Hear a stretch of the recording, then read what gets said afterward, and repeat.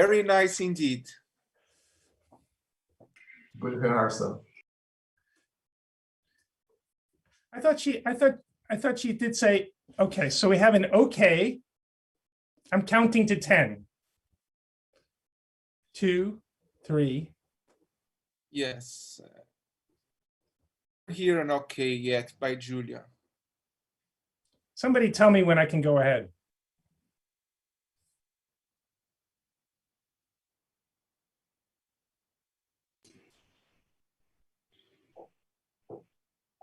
You can go. Welcome to the International Conference on Artificial Intelligence and Law, Icail 2021. Hello, world. I'm Adam Weiner, the program chair for Icail 2021. I have the honor to make a few remarks about the conference by way of opening. Icail is a biennial conference held under the auspices of the International Association of Artificial Intelligence and Law, the IAAIL. For over 35 years, Icail has provided a platform to present and discuss research and applications about AI and law, as well as to stimulate interdisciplinary and international collaboration amongst researchers. Due to the pandemic, and for the first time, Icail is being held online and cost-free. We have over 1,500 registrants from 65 countries, which shatters all previous attendance records for Icail. We're thrilled by your participation, which reflects the enormous and growing interest in AI and law. Icail will continue to be at the forefront of this wave. The conference papers reflect a great diversity of topics, which you'll soon hear about in depth. As it's always done, Icail strives to maximize the opportunities for researchers to present their work. In addition to the conference, there are 11 collocated workshops that focus on particular areas. Moreover, there's a doctoral consortium helping emerging researchers to engage with the Icail community. We have 2 distinguished keynote speakers. Professor Stuart Russell, an internationally recognized researcher and AI educator, offers a pre-recorded lecture on provably beneficial AI, which will be discussed by a distinguished panel. Giving us a view from a global law firm, Joe Cohn of Dentons will talk about advances in automation at the firm. Finally, the IAAIL president, Enrico Francesconi, will outline the evolution and the perspectives of AI research in relation to Icail. Let's take a moment to thank the IAAIL Executive Committee, the conference and workshop organizers, the authors and program committees, and our sponsors. So many have given their time, knowledge, and support over months to collectively realize Icail 2021. Thank you, each and every one. As you can see from the program, we have a packed week of talks. The presentations also provide unprecedented opportunities for the audience to interact with one another and the speakers through online comments. We hope that you make use of these. We're sure that the talks will give insight, understanding, and inspiration about this fascinating and important topic. We also hope you reconnect with old colleagues and friends, as well as make many new connections. Welcome to Icail 2021. Welcome to the AI and Law community. I declare the conference open. And now I pass the baton to Julio Moreno, the Icail 2021 conference chair. Thank you very much.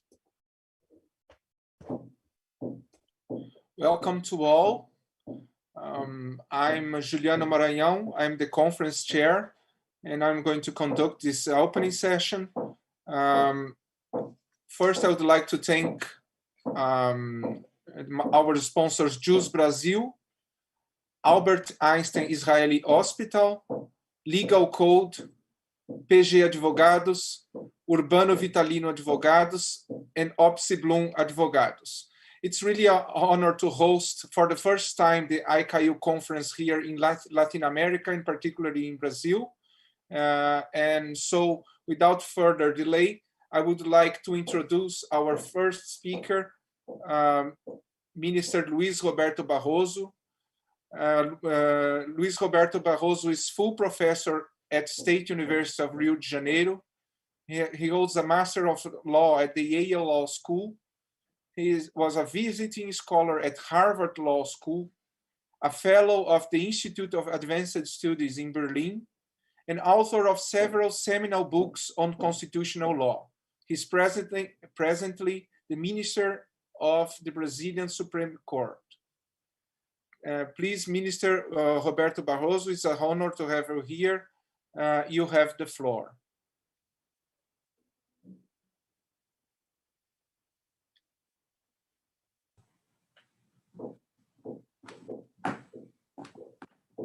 The time here.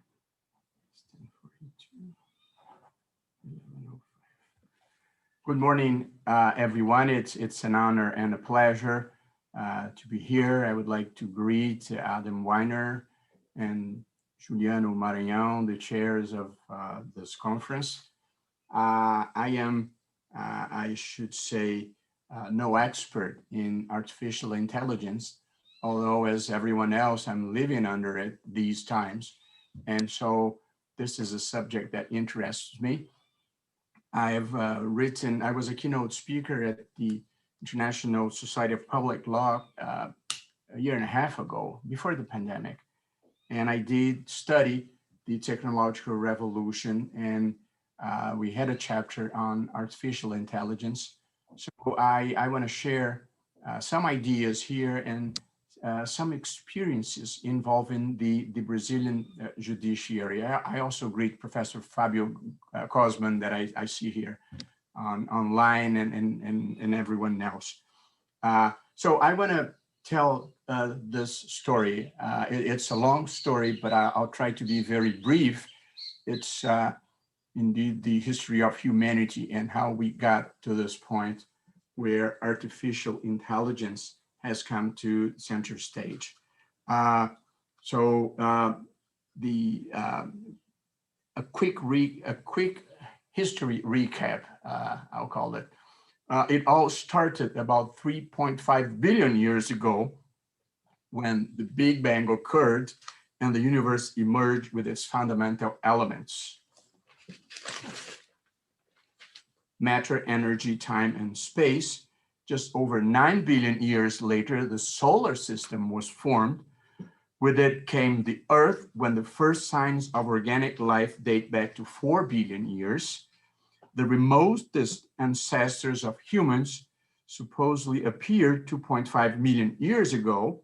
Our direct ancestor lineage, the Homo sapiens, has its origins traced back to about 70,000 years, meaning that we are children in the universe. As you can see, I really went way back, but one point, which is the first relevant point I would like to make here, is that writing was only invented in the year 3500 before the Common Era. And this is something that has always struck me, and I want to stress here, the emblematic works of the history of humanity, like the Hebrew Bible, the Greek Iliad, the Indian Mahabharata, and the first Buddhist scriptures were transmitted across generations as oral narratives. And that has always surprised me, that writing is so recent in the history of humanity. And to end this first recap chapter, three great revolutions shaped the history of humanity: the cognitive revolution, the agricultural revolution, and the scientific revolution. And we are now living, as we all know, the scientific revolution, or the digital revolution, which is considered, that's the conventional wisdom these days, which is considered the third industrial revolution. The first one being in the 18th century, that has as its symbol the use of steam as a source of energy. The second one in the 19th century, that has as its symbol electricity. And now this third industrial revolution, the digital revolution, that has as its symbol the world connected through personal computers and the internet. So this is the world we are living in, the world of the technological or digital revolution that has completely changed the way we live, the way we travel, the way we buy books, the way we do a research, the way we listen to music. It's a world that has a set of new words that identify utilities and gadgets that until recently we didn't know the words and we didn't have the utilities, and apparently we would not be able to live without them anymore. And I made a short list here. Google. So for the young generations, it's been possible to live without Googling someone or something. Other new words: WhatsApp, Uber, Dropbox, Skype, Facebook, Twitter, Instagram, Waze, Spotify, Amazon, iTunes, Netflix, YouTube, and for singles, there's also Tinder. So all these words are like a rubber stamp for this new world we are living in. The most valuable companies today are no longer oil companies like Shell and Exxon, or manufacturers of equipment and car makers like General Motors and Ford, or manufacturers of equipments and appliances like General Electric, which were the most valuable companies probably 20 years ago when Fabio, Cozman, and I were still very young. We are still very young, but we are in our third youth now, Fabio, I would say. So it's a totally new world in which the main companies now are Amazon, Apple, Facebook, Google, and Microsoft. So innovation and innovations in technological advancements, I would say, build this brave new world in which we are living. The world of information technology, biotechnology, nanotechnology, 3D printing, autonomous cars, quantum computing, and the Internet of Things. And by now, we are starting to talk about the fourth industrial revolution as an unfolding of the digital revolution. This fourth revolution is a product of the fusion of information technology, biotechnology, and artificial intelligence. And then we're getting closer to our main subject here. But there is a lot going on that in some way is redefining what it means to be human. And it's interesting, like algorithm has become probably one of the most important concepts of our time. And of course, it's basic for artificial intelligence, for AI. Of course, all these changes, the third and the fourth revolution that is in sight already, they bring the allures of modern life and promises of longevity and new comforts, but they also come with risks and threats and inconvenience that we should be aware of. Some of them I can list here, which are the risks to privacy. We live under a surveillance society, and many countries are approving laws trying to protect privacy. We are living a world in which the digital revolution, which brought a lot of good things, also brought problems like hate speech in social media and disinformation campaigns. that to a certain extent threat democracy as we know it. As you probably know, I am the president of the Superior Electoral Court in Brazil, and one of the main concerns we had last year with the elections was fighting disinformation campaigns and conspiracy theories and hate speech in social media. And we prepared for war, as you probably saw it, and we partially won, I think I can say. But disinformation played a main role in the US elections, in the Brexit process, in elections in India, and it's, of course, a main concern.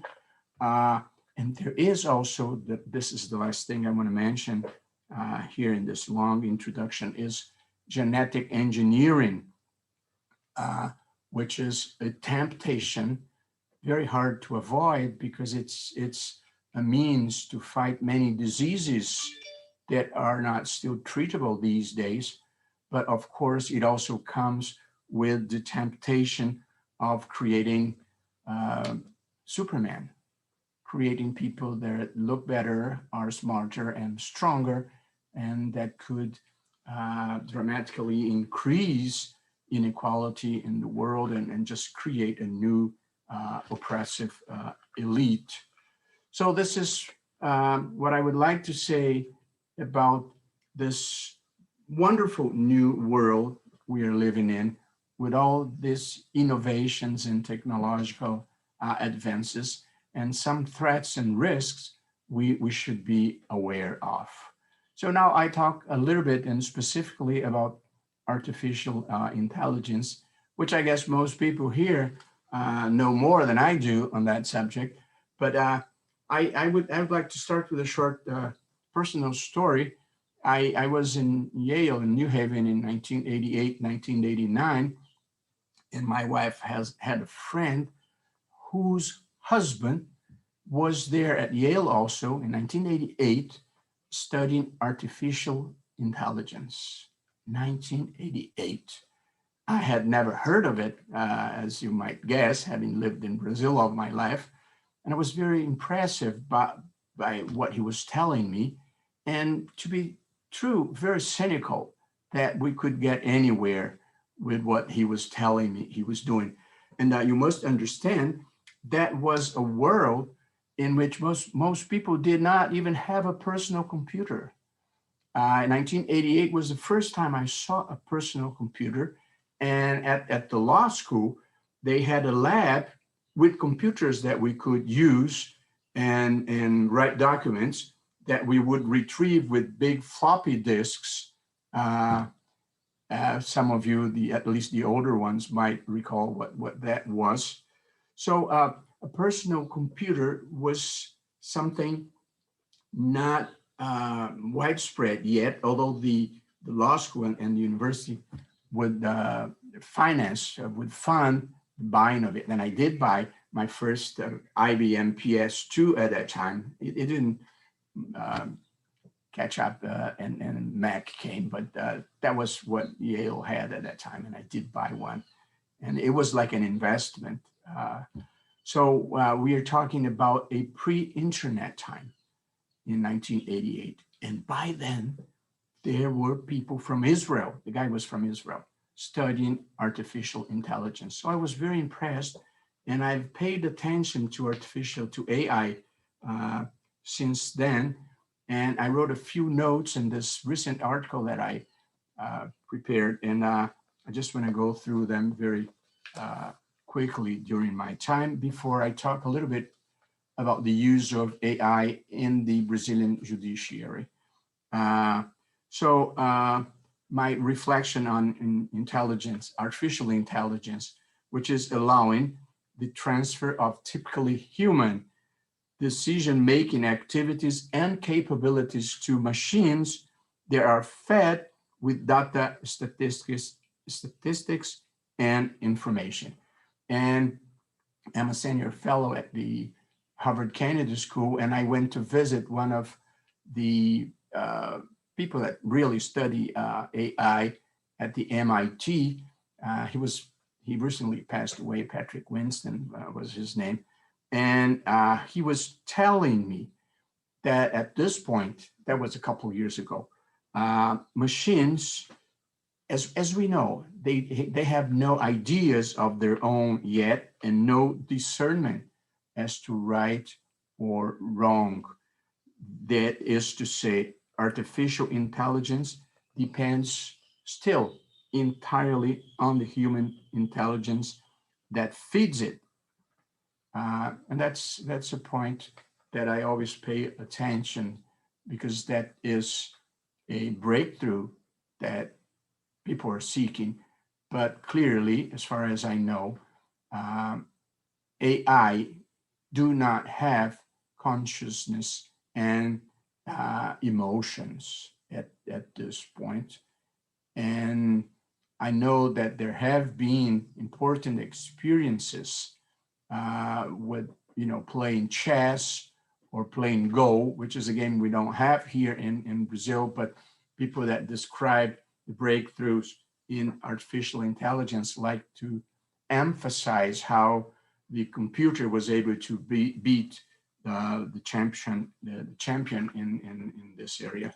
But as we know, artificial intelligence is now all over our ordinary lives. And I'm not talking about, well, I could be talking about Siri, that I don't know if you've seen, but it has interrupted me in court a couple times by one of them saying, I agree with you, which I was very happy to hear. And Alexa that I have here at my home, and that helps me with some basic activities and information. As I mentioned before, a lot of progress is being made with autonomous car, with self-driving cars. I often use for foreign language Google Translator, and it's amazing how much they have improved the capacities of translation with the artificial intelligence. And 1 minute before I talk about courts, I want to point out the concerns that we all have about artificial intelligence, that of course should not preclude us from moving forward, but of course that we should have in mind. Of course, there is the risk for employment and the difficulty of older people to adjust to new demands in this new economy. Artificial intelligence are used for different purposes in the world, but since it's mostly a product of human information that's fed into machines, we must be aware that we should not reproduce prejudices and discriminations that we find in our society, so that we can move on for better. And there is one last point that struck me when I read Yuval Noah Harari's book, I think Sapiens or probably Homo Deus, when he mentioned that one of these concerns is for liberal democracy, because liberal democracy is founded on free will, on our capacity of deciding what we want to do with our lives and choosing our personal way of living a good life. And he says that we are going to have a problem when the time comes in which the most important decisions of our lives will be taken heteronomously, will be taken by machines and not by ourselves. And he problematized this matter, which I find it a very interesting frontier of philosophical reflection. And lastly, in Brazil, in the past years, I would say 3 years, courts have been investing in artificial intelligence. The first step, which is not very sophisticated, but it was very meaningful, was to create a electronic process, a electronic lawsuit. And the National Council of Justice has this project that the Brazilian judiciary will be 100% digital in the near future. And by the way, at the Supreme Court, almost 100% of all new cases are totally digital.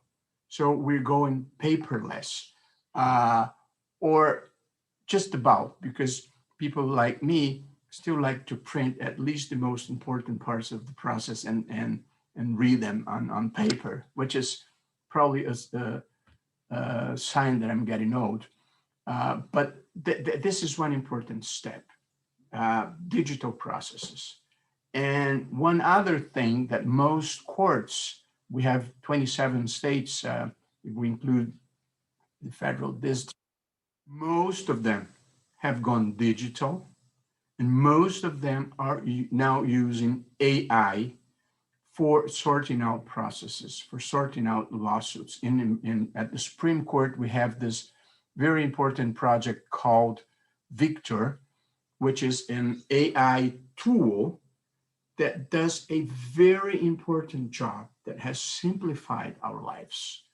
We, as Brazilian lawyers, will know we have a very heavy workload of appeals, which we call extraordinary appeals.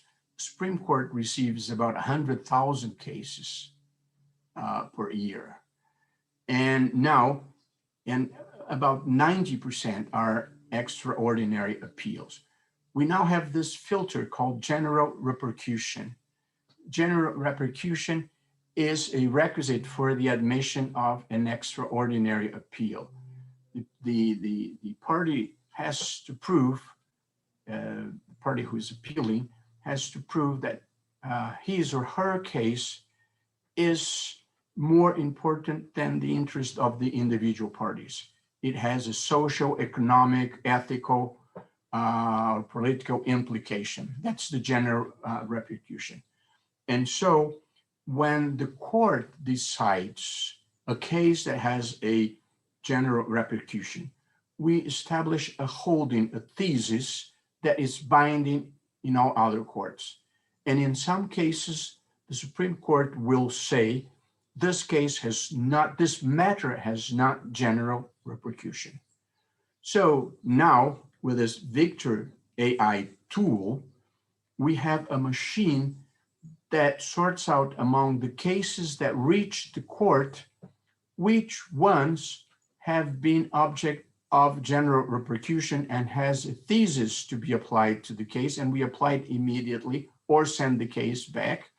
Or we also identify the cases that the court will not take because we consider that that matter is not relevant.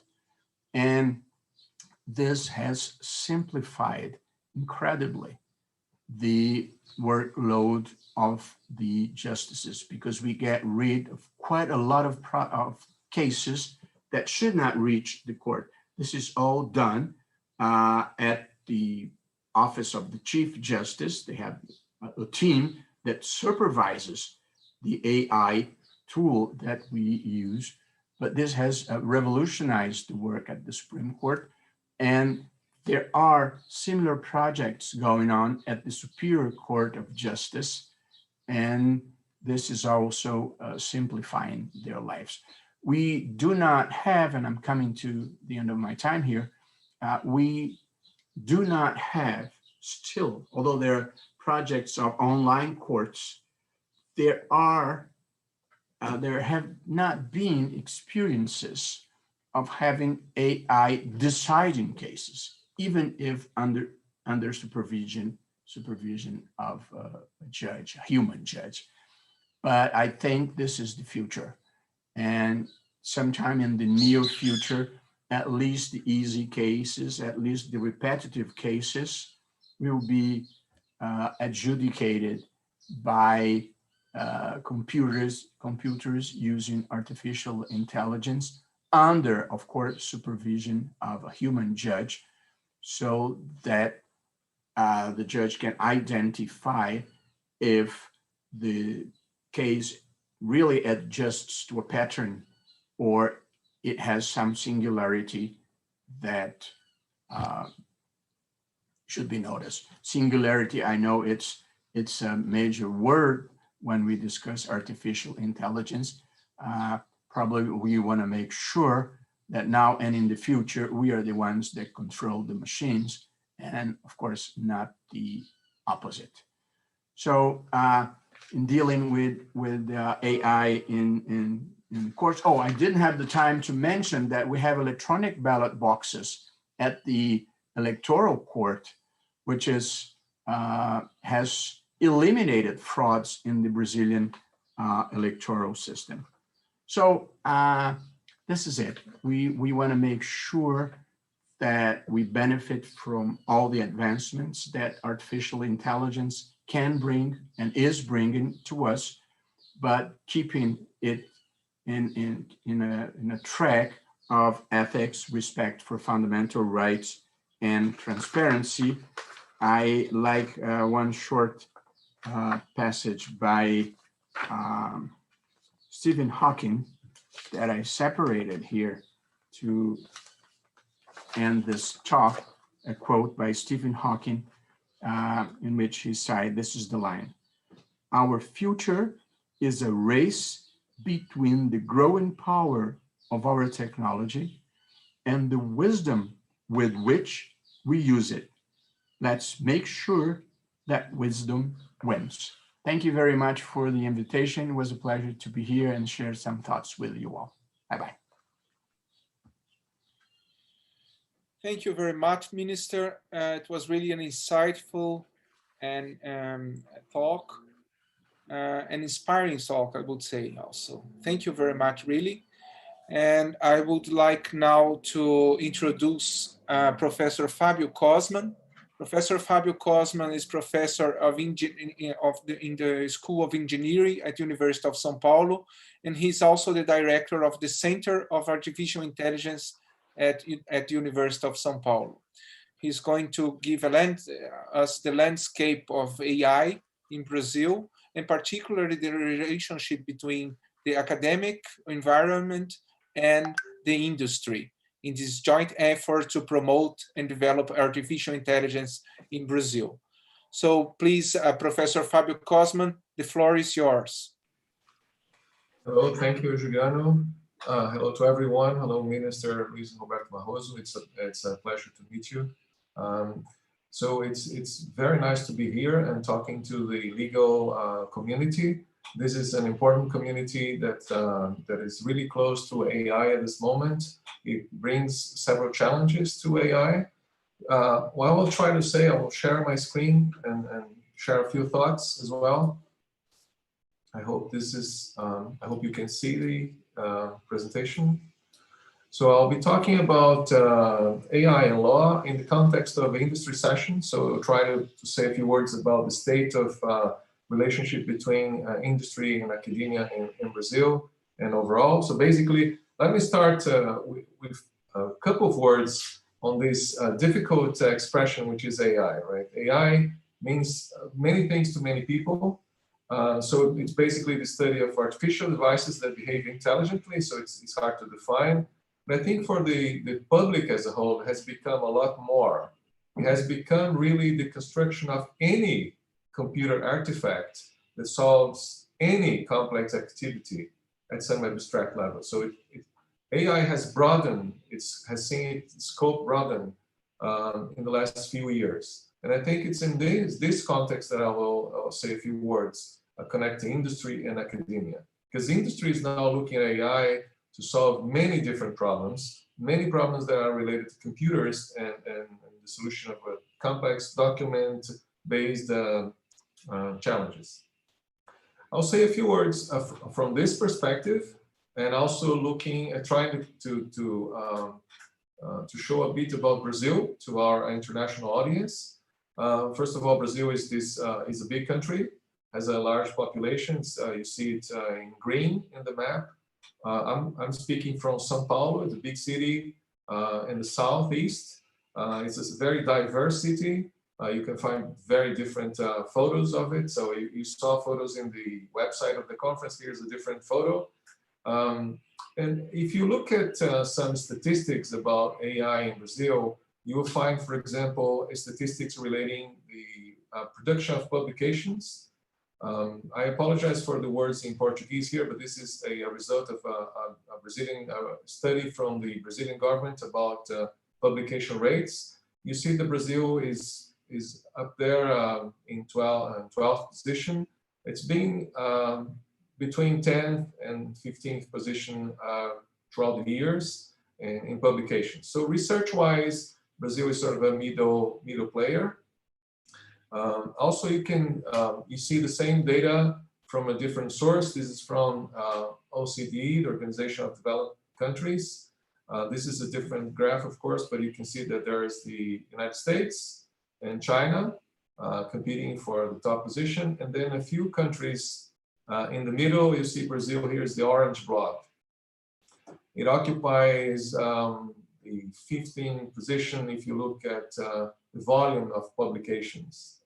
Okay, so research-wise, Brazil has been a player. It has a sort of a strong community of researchers looking at AI, working for several decades. Also, this is an interesting study produced by Tsinghua University from China. They actually counted the number of top researchers in each country, and they defined top researcher as a researcher with an H index, a measure of publication productivity, within the 10% of top international researchers. So you can see that with this measure, Brazil actually appears in 8th position with a substantial number of talented, according to this definition, researchers. Actually, this same study also ranked universities, and you see that, surprisingly, I would say, the University of São Paulo appears here in 5th position in the number of talented researchers that they identified in this study. So we do have some, strong academic interest in AI. Also, there is now really strong activity in the innovation and industry sector. If you look at let me explain this graph. This is a graph produced by the Brazilian government. The Brazilian government has a program that supports corporations. It pays for projects. It pays for innovation in companies. This project is called Embrapi. You can see in blue the percentage of projects that are related to artificial intelligence.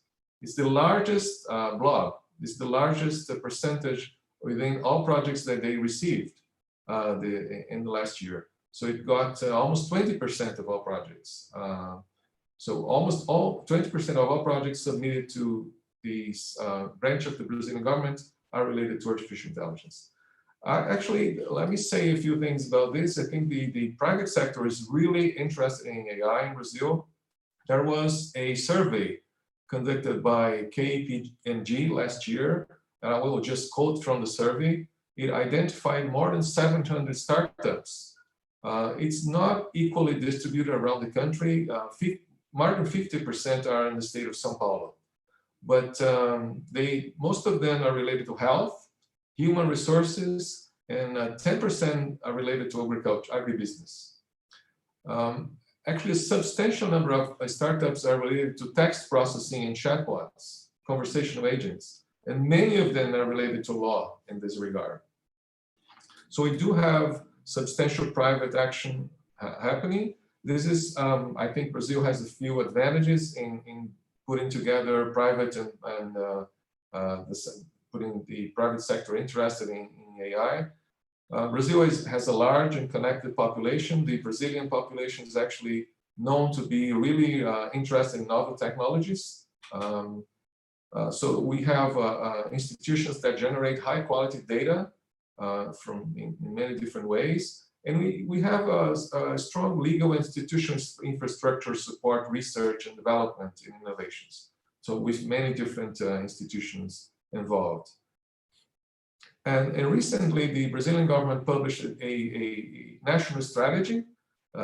More than 30 countries have strategies now, so Brazil has one. One thing that is interesting about this strategy is that it emphasizes regulation and ethical use of AI. And this is a direction that I think law and AI can really work together in trying to see which kinds of regulations should be used and enforced, and how to make guarantee that devices have an ethical use and behave ethically. There is also the Brazilian strategy looks at workforce, education, research, many different aspects of AI, and in particular, it looks at ways to emphasize centers, research centers that can work as hubs for innovation and the connection between industry and research. We now have several AI centers in Brazil. Recently, the federal government selected 6 new centers. We had a center already in the state of São Paulo. That's the center I direct. And we have a few centers in Rio de Janeiro and Goiás. Let me just say that we'll have, for example, a roundtable this week with all these centers. So the discussion is really picking up here around these centers. And I will say a few words about the center I'm more involved with, which is the Center for Artificial Intelligence. We refer to it as C4AI at the University of São Paulo. It's a center funded by the university, FAPESP, which is a support agency for research, and IBM Research. The idea is to carry out fundamental and applied research, seeking breakthroughs in AI. Okay, we have about 100 researchers. Juliano Maranhão is a distinguished fellow in this center. And we have a 10-year research horizon, funding horizon for the center. We have an outreach program. We have seminars. We have had the opportunity to invite leading top researchers, and we have had roundtables, such as the one that we'll have this week on AI centers. Okay. We also have a few research challenges that we are addressing. I will do it very briefly because I suppose I understand this is not really the time, but one thing we're doing is tackling problems that Brazil can benefit from. So for example, we're looking at ocean data. Brazil has a large coastal area. We're looking at diagnosis and rehabilitation for stroke. We're looking at decision-making in food networks. Brazil has a lot of food production.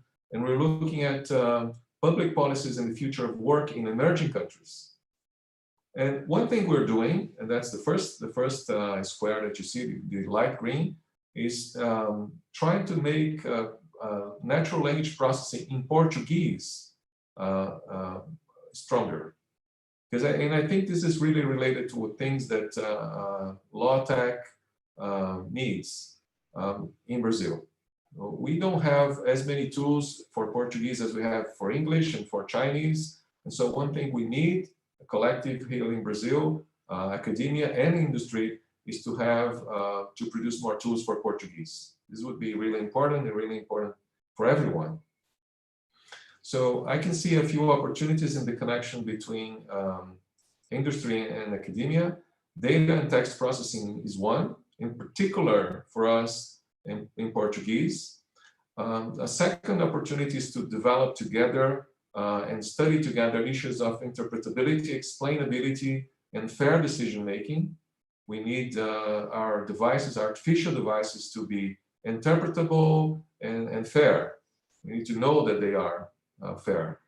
And also, I think between AI and law, we can find many opportunities for collaboration when we put together data-driven decisions coming from the analysis of documents and data, and knowledge-based reasoning coming from roles that are in the profession, the legal profession. So these are things that we can collaborate in in the connection between industry and academia.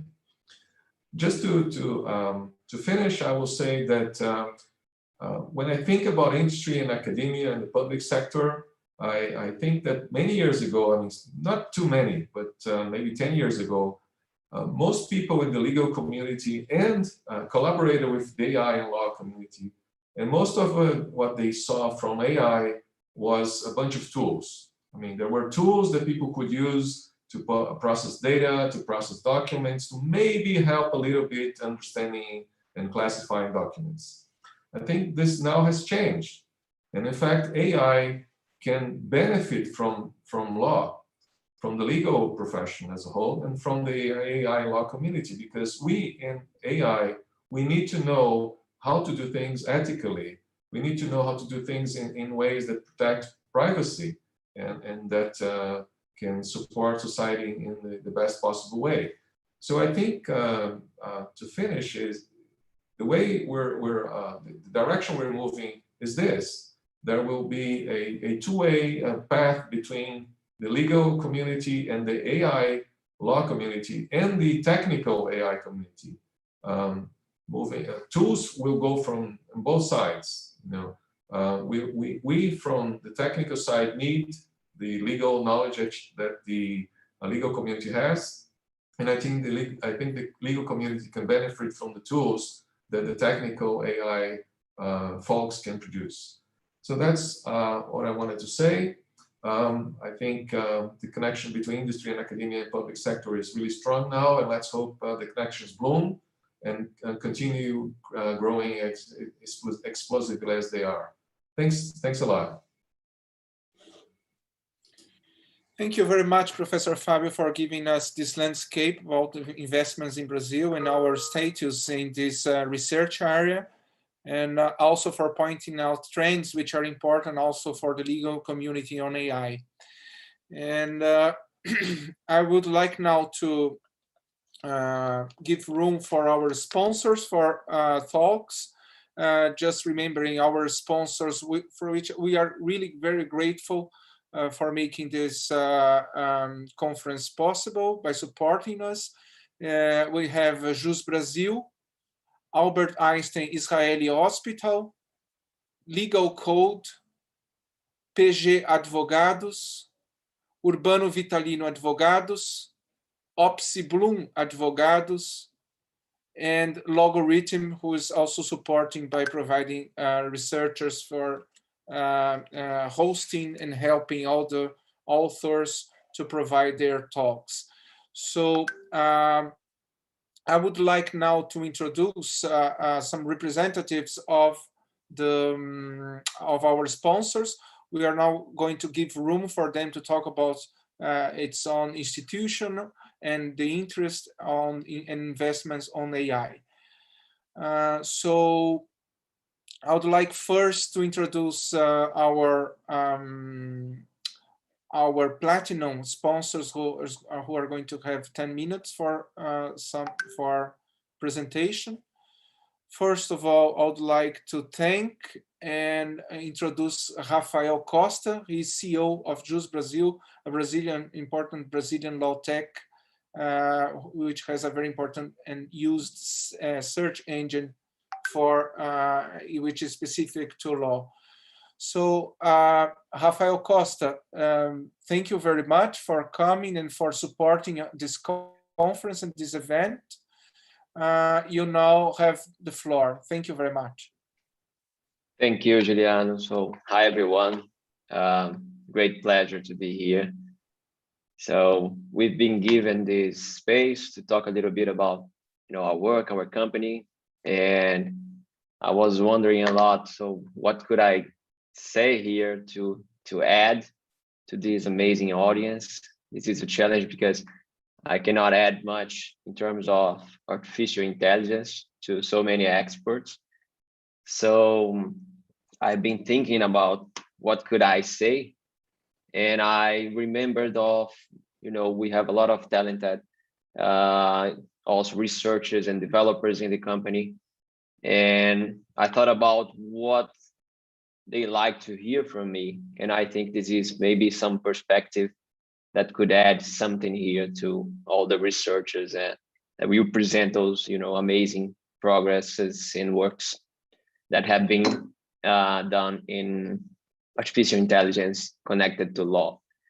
So the one thing that I notice inside JUS Brazil is that, we work with information retrieval inside the legal field. And for a lot of really bright people inside the company, it's not so obvious and how they can connect to the purpose that we have in the company, which of course, is also comes from their work. It's sometimes hard to connect to the purpose in a pragmatical way.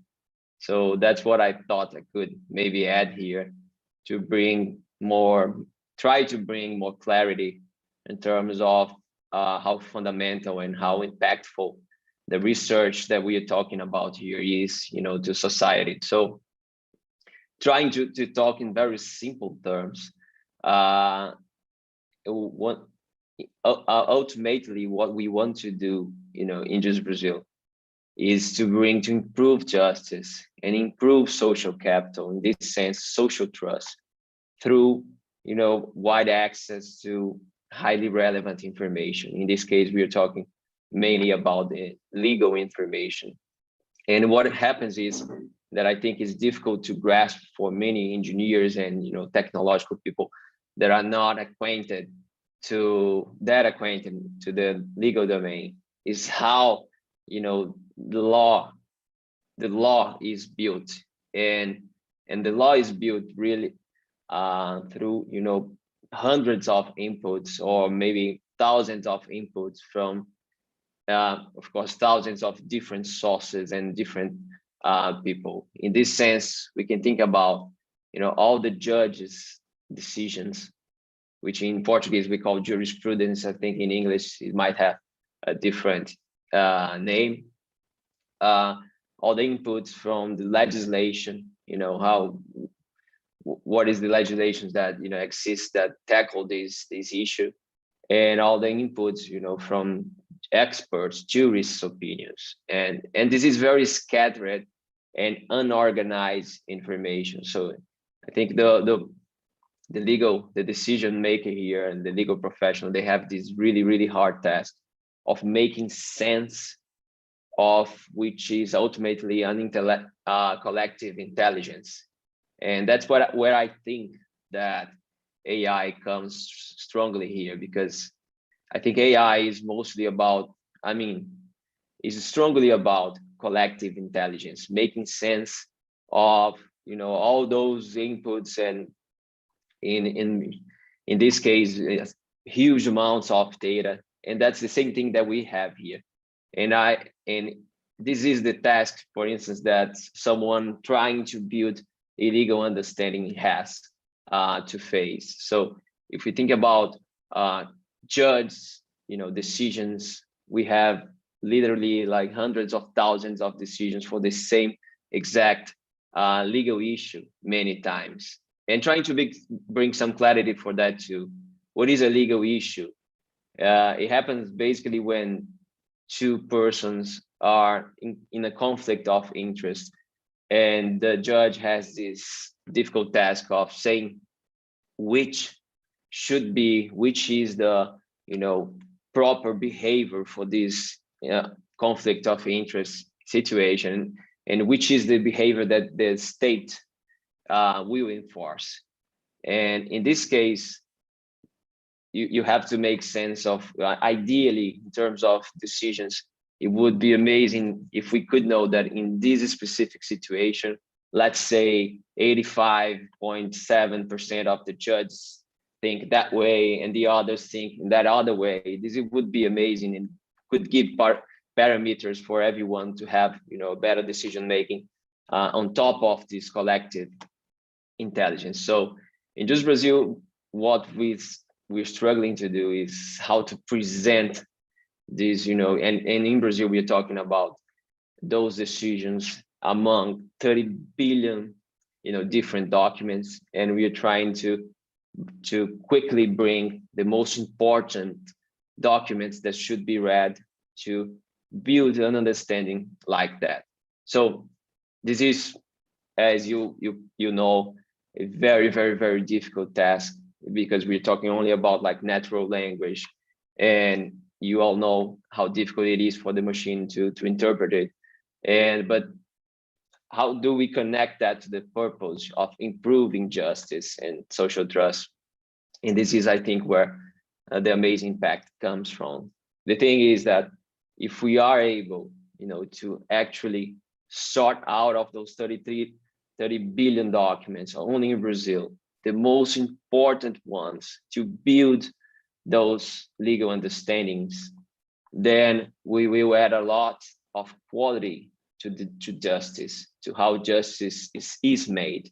So this is the quest that we're pursuing in Just Brazil. We want, all the lawyers from, both parties, everyone, to be honest, and to have access to the best arguments, to the best reasoning regarding any given subject. And if we could provide that, we would be contributing for, judges and anyone, pretty much anyone facing a conflict of interest situations and trying to come up with a solution.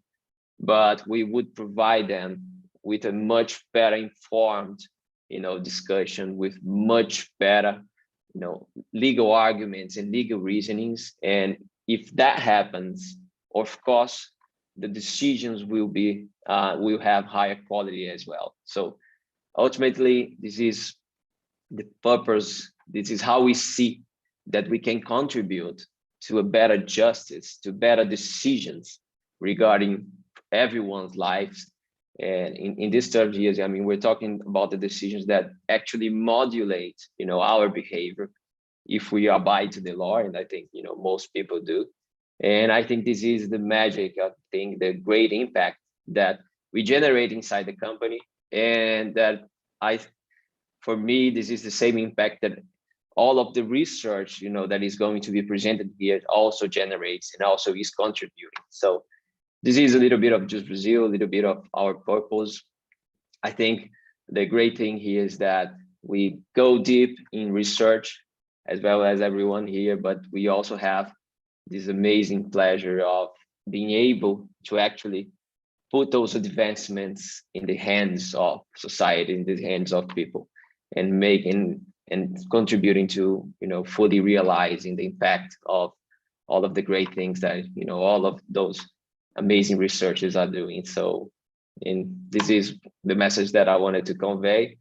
And I thank everyone very much for having this space, and I'll be here watching all the improvements, and that's it. And if anyone wants to talk a little bit about what we do, it will be a pleasure.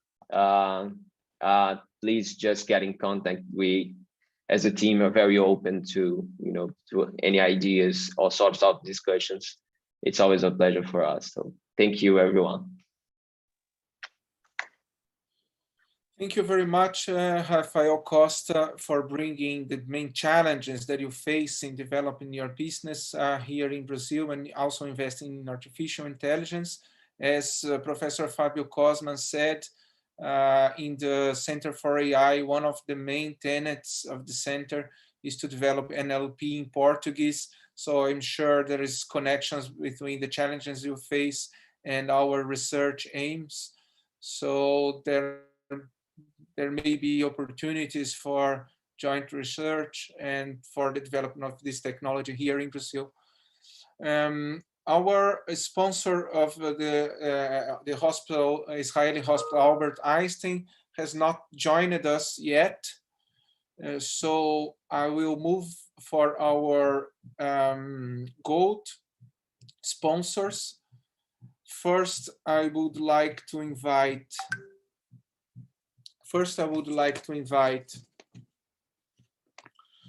Letícia Tavares Málaga from the Legal Code, also Law Tech in Brazil, to talk about her institution and her experience in this field. So please, Leticia Tavares Malaga, you have the floor. Thank you very much for for joining us today. Thank you, Juliano. Hello for everyone. It's a huge honor for us from Legal Code to be here today joining Icail 2021, such an important international conference, bringing this amazing team for a week of great discussions related to AI and law and how it's bringing new perspectives to legal markets. So first of all, we'd like to thank you all to Icail organization and the opportunity and also the audience for being here today with us. For sure, it's an important step for Brazil hosting this conference. I'm Leticia Malaga, speaking from São Paulo. I'm lawyer and founder of Legal Code and an enthusiastic of innovation and technology for the legal market, and how we all can benefit from this new digital world and the way we work and deliver services to our clients and to the society. So talking about the Brazil environment for investors and technology, we can say that we are evolving in regulation aspects, considering that we just had AI strategy released from the government and the Startups Act approved, bringing the investors more safety, promoting new business models by permitting regulatory sandbox, and simplifying corporate procedures. And for sure, it reflects in the whole technology industry. So we have these new steps just released. And we should say also that that we can see signs, concrete signs in the legal market that we are entering a new phase of maturity. So this week we'll have the possibility with these discussions and what are the next steps, not only in Brazil, but what's happening all around the world. So, and how legal code can help this revolution. So considering that we have around 8 million of lawsuits in Brazil and open data, we saw a huge opportunity to create a tool to help lawyers and talking about the solution. It's a technology company that uses advanced automation techniques and artificial intelligence to digitalize legal services. So we have a proprietary technology and expertise built by participating in large projects over many years. So Legal Code is the pioneer in applying innovative hyper-automation concepts in an end-to-end environment in Brazil, not only for lawyers and legal departments, but also law firms. So our technology integrates the reading of documents, registration, search of data, and also information from different sources to generate risk metrics and support in document creation. So all this supervised by legal professionals and according to the content always provided by the lawyers. So our goal is to decrease time required in repetitive activities, delivering tangible gains in quality, efficiency, and also financial returns. So we are always looking for new techniques and developing our techniques of intelligence, artificial intelligence. That's why we think it's very important to be here discussing all these aspects with you all. So I invite you all to visit our website and to know better our solution. And it's a pleasure to be here exchanging our knowledge and more having more experience with you all. So thank you for the opportunity to be here. Thank you very much, Leticia, for bringing your experience in this field as a law tech. And we have seen the perspectives of two law techs who invests in artificial intelligence for applications in the legal domain. And we may see now the perspective of a law firm. We will have then Patricia Peck representing PG Advogados. Patricia, please, you have the floor. Thank you, Juliano. Well, first, I'd like to thank the organization for the invitation, the opportunity to share some of my insights, but a complementary point of view, considering what everyone has said. And for me, it's a great pleasure to be here in this morning, and also to talk a little about our experience, because we have been giving some legal assistance considering IP necessities of AI projects for several clients here in Brazil that also needs some assistance considering privacy risk and cybersecurity risk. As Minister Barroso has said, we are living in a new world, a new digital and robotic society. And of course, that's a little, bring us we are a little scared of having this smart society like that machines know so much about us human beings, and they also become like testimonies, and they already make decisions. So of course, in a legal point of view, we think about regulations as I believe Rafael have said and Leticia have said as well, and we have this all Fabio have said what we've been doing here in Brazil. But actually, we could not have improved so much artificial intelligence for a smart society if we have accomplished in the last 20 years access to data, especially to personal data, and lots of data. So we are living in this data society. And Brazil is a huge market for AI opportunities, of course. But considering that, I think that we should be reflecting on how we should approach to stimulate more innovation on an AI society. Because of course, we can have on one side, the open data society approach. And there are a lot of experts talking about that. Even when we think about the data that's in the public administration domain, how we can stimulate that. Justice data, of course, when we have a lot of data in the public sector as well. But on the other hand, we have this recent data protection regulations approach that brings the importance of protecting privacy. And I'm not saying that's not important, but it brings also limits and restrictions and some costs for startups sector. It's very difficult to leverage and to reach this kind of regulation, So for the next years, what's going to be the public policy to stimulate innovation in AI projects if you consider the premises that you need to access data to develop this kind of project. Also, I'd like to share, a thought here with you all, that in 22 years of work of law and technology here in Brazil, I also have studied a lot, and for me, internet has an international nature. And I know that Juliano Maranhão, that you also share this kind of thought as well, because this international environment of internet, it challenged us for developing national regulations.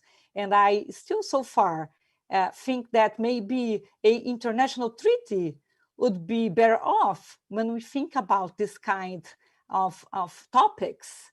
And WTO or UNESCO or maybe other institution should be leading this. And here in Brazil, we so far have like 3 bills being discussed about AI regulation. That's Bill 5051 from 2019, 5691 from 2019, and the 2020.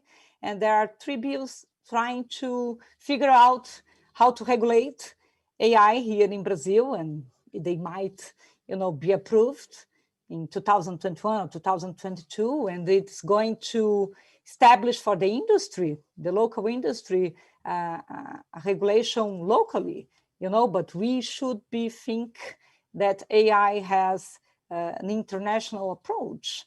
What are developing Canada, United States, Europe, Asia, what's China doing, So I really believe that the international treaty on this topic would be something that Brazil should be sitting on these round tables abroad and discussing about. So just to conclude, we have several challenges to overcome. We should balance AI innovation and data protection regulations, because if you go too much for one side, maybe we're not protecting privacy and cybersecurity enough. But to the other hand, if you go too much restriction, we cannot access data the way we should to develop AI projects. How attend principles such as algorithm transparency. I really think that transparency is the key word for AI, transparency, and no discrimination, personal data processing. And that's what we are seeing on facial recognition projects. That's something that they are struggling a lot. And how to establish clear rules to sharing data between private sector and public administration when there is economic exploitation. We should guarantee the access to it and not shutting doors for the next years, because it's going to be very complicated, or there is a prejudice for the society in an overall point of view. So that's it. I have just 5 minutes, and I hope I could contribute for the discussion. Thank you. Thank you very much, Patricia. And it was nice to have this perspective of law regarding artificial intelligence. We had Rafael and Leticia saying here some words about the application of AI to law. And now we have discussed a little bit the other way around, which is the law of AI, or the AI law. And it's interesting to hear that there are already some repercussion of AI already to law here in Brazil. And particularly, there are legal implications of AI and also ethical implications of AI, which are the Brazilians are already facing. And the law firms will certainly be requested to handle all these problems, which are already present, but they are surely going to increase and to come. Before we close the section, I would like to say some words about a Logarithm. Logarithm is a non-profit research association which was created by myself as a professor of law at University of São Paulo, together with colleagues of the School of Engineering of the University of São Paulo, among them Professor Fabio Cozman, and professors from the University of the Department of Computer Science of the University of São Paulo. And Logarithm, as a research association, is focused in two main tenets. The first of them is related to the application of artificial intelligence to the law or to the legal practice. And within this field, we try to connect the research in academics to initiatives of investment by law techs or by companies or by legal firms on AI. So our objective is to improve the quality of these investments by developing new technology. And on the other hand, we are also in the other front we are interested in participation and engaging ourselves in the public debate. As Patricia has mentioned, there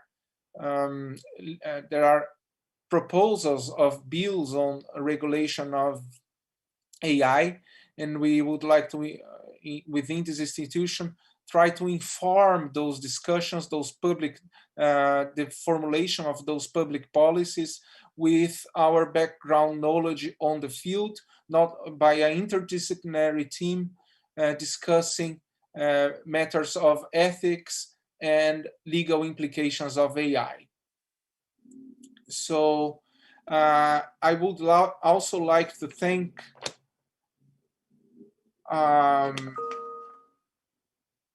all the researchers by the logarithm who are in the past months engaged in supporting and working for the organization of this conference. So first, I would like to thank all these researchers who are engaging and helping me a lot in the organization of this conference. And I would like to thank particularly the local organizing committee, Aline Macoin, Renata Wasserman, Alexandre Zavalha, Marcelo Lopes, and Roberto Bornhausen, who are making also this conference possible by working hard in the arrangements of this conference. And now, our sponsor from Hospital Albert Einstein has joined us. So I would like to invite Dr. Edson Amaro to give us a bit of insight and talk a little bit about the institution he represents. Thank you very much, Dr. Edson Amaro. You have the floor now.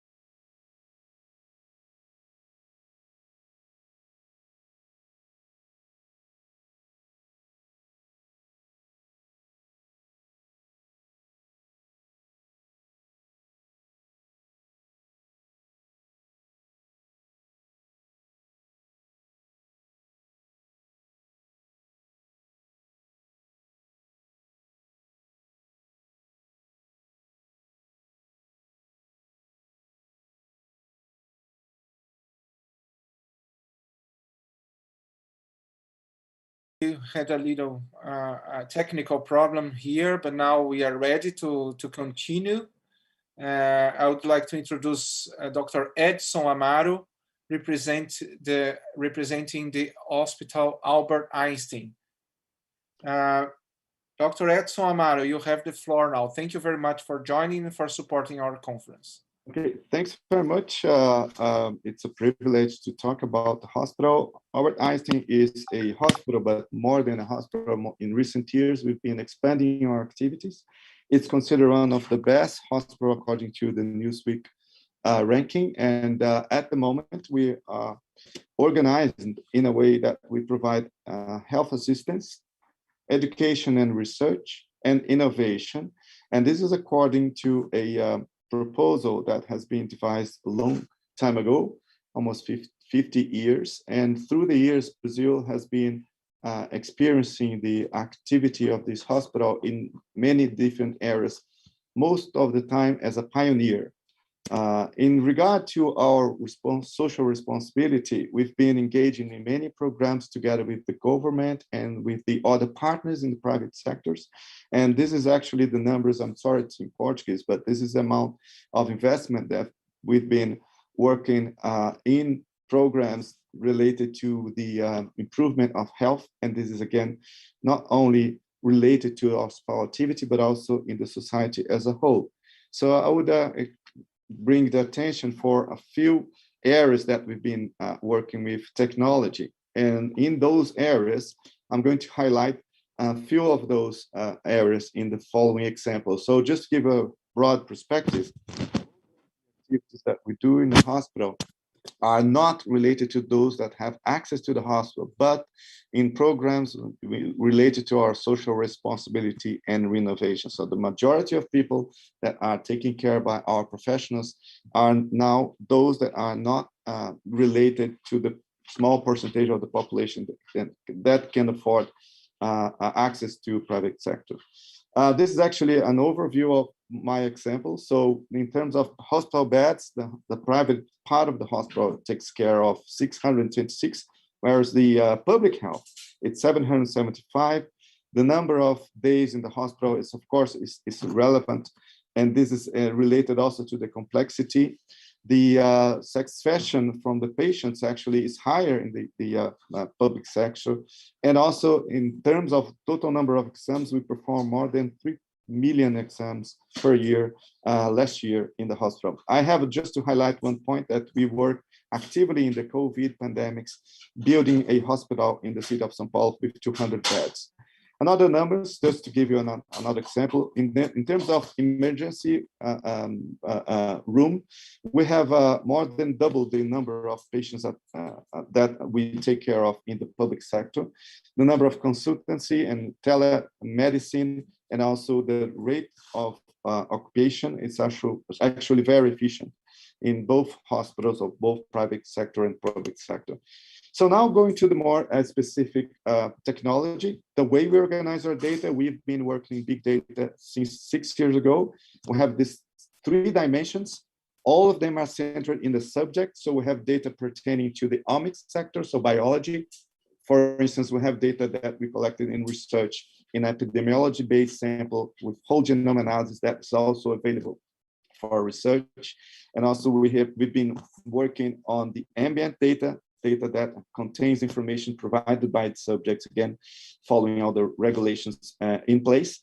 That belongs to the behavior sector. In other words, how people make decisions is simply implemented in our data lake system.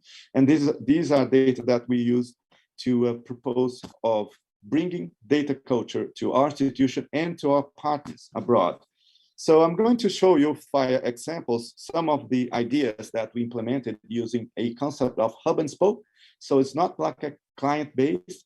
We teach people through the use of big data analytics. We have been doing some analytics that's based on prescriptive and predictive analytics, and also content-based image retrieval. So the overall view is that we have to generate value to the society based on the journey that one has to follow when implementing solutions based on data. So data as an asset, But through analytics and AI, we can achieve the value. And through the process, we generate knowledge, and we also provide a global connection in the process. So the examples I'm going to give you is a set of 3 examples within a hospital and 3 examples outside the hospitals. One is more predictive and prescriptive analytics. The other one is predictive analytics. The first example, which is a kind of routine, when you go to a surgery, the surgeons, they have to use a lot of instruments that have been either sterilized or produced uniquely for that moment. So we have this amount of complexity and instrumentation used for a particular surgery. So we took the data from more than 240,000 surgical procedures, comprising around 6 million instruments, and we use an algorithm to optimize what's the best combination of instruments for each particular surgery for each particular type of patient. So using that intelligent solution, we were able to reduce the cost of the procedure, in a certain case up to 32%. And this was based on 3-year operation system. And this solution actually it's actionable because the ones that are managing the system can select what's the best optimization method for each day week. In other words, you have a kind of seasonal movement in the hospital, and this system can actually adapt to what's the best solution for a particular day. The second example is based on images, medical images. The hospital has around 1.2 petabytes of data only solely based on images from patients. So what we did here was to select a method using AI that could identify one part of the aorta and measure this organ in all images performed in our institution. In other words, we have the database that can provide a search-based, content-based search engine, which is similar to what people are now using when they have photographs in their mobile phones.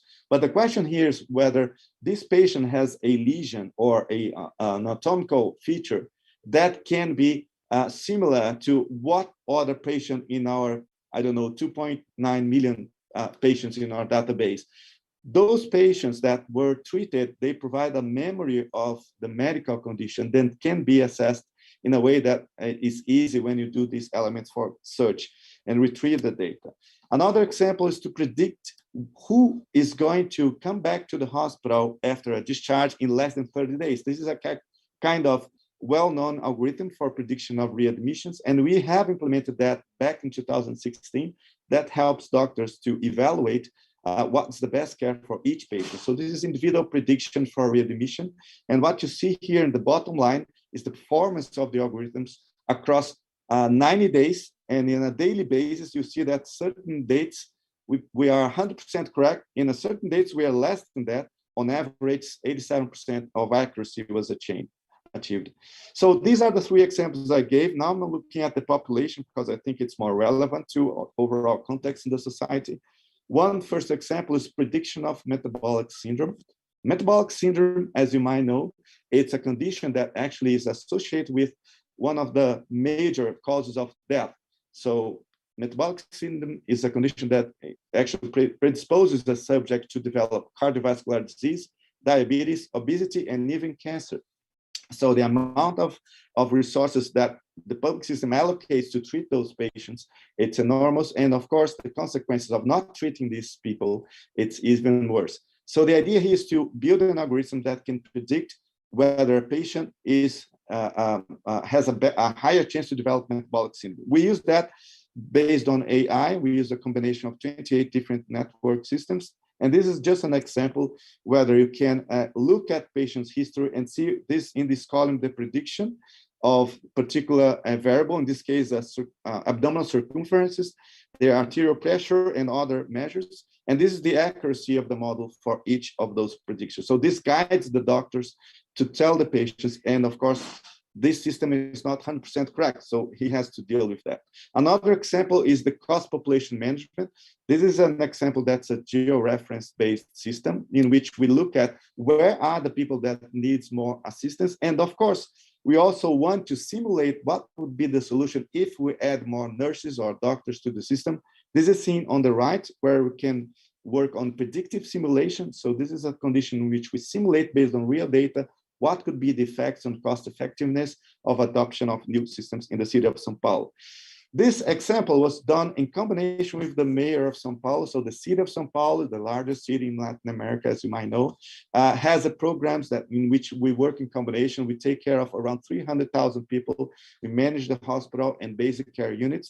And here we did a project on predictive analytics, trying to look at what would be the number of consultations per patients with hypertension and diabetes. In other words, we try to predict how often these patients will see a doctor, and if we can optimize these methods in order to make sure that the team is available for them when they need it. More than that, we want to keep these people in their homes in better healthcare, other than just going to the hospital, which is much more costly, and of course, it's not the best situation for them. In other words, avoid complications. So we did a model that could predict with the accuracy of 0.88. One is the best accuracy, whether they would go up to one consultation per year, between 2 and 5, and more than 5. So we can identify the overusers and the underusers according to the prescriptions. More importantly, we did this in combination with the population and in combination with the healthcare workers that are attending the population directly. So we went there. These are scientists from our team going and visit them in these units in the city of São Paulo, this outskirts of São Paulo. So one interesting point here is that we could predict the frequency, but what they wanted to know in reality is when is the best date for consultations? A very practical, simple question. When should I schedule the appointment? That can be done using predictive analytics in order to get those that need more often to the doctors. So the last example I'm going to give you was a project that we made in the last 2.5 years with the federal government. And this was a big data analytics that was following the plan for digital health in Brazil. So the idea that we did here was to look at different contexts in Brazil and provide different solutions. There are many examples. We provided an index of geo-referenced socioeconomic risk for Brazil. We also tested technology based on social media network that is available. And we have a few publications in place and some that are still going to be sent. But basically, what we did here is to try to show to the government, in combination with the teams of the government, those that are working in the units at the basic care level, at the primary care level, in order to see whether they can adopt solutions, what are the barriers for digital literacy, and the solutions that we could provide, I hope, can help the government to reduce the inequalities that we see in our country. Thanks very much for your attention. Thank you very much, Edson, and thank you for your inputs. And of course, as an institution that invests massively and intensively on AI, there is a concern about legal responsibility and the ethical application of these systems. So I thank you very much for supporting the conference, as it will stimulate much debate on specifically this subject within this conference as responsibility of AI. We have papers discussing that, and the ethics of AI, particularly explainability, as discussed, which is discussed not only in the main conference that starts tomorrow, but also at the workshops. So thank you very much. I'd like to finally thank again our sponsors, JUS Brasil, Albert Einstein Israeli Hospital, Legal Code, PG Advogados, Urbano Vitalino Advogados, and Opsi Bloom Advogados for supporting the conference. I'm very happy and honored to host in the name of the University of São Paulo Law School this conference. And I would like to thank again all the team of researchers of Logarithm for helping me to organize this event. Thank you very much. I will now close this section and invite you all to the workshops. And for tomorrow, starting at 9 o'clock GMT, invite you all to join and participate in our conference. Thank you very much. See you at the workshops and at the main conference tomorrow. Thank you.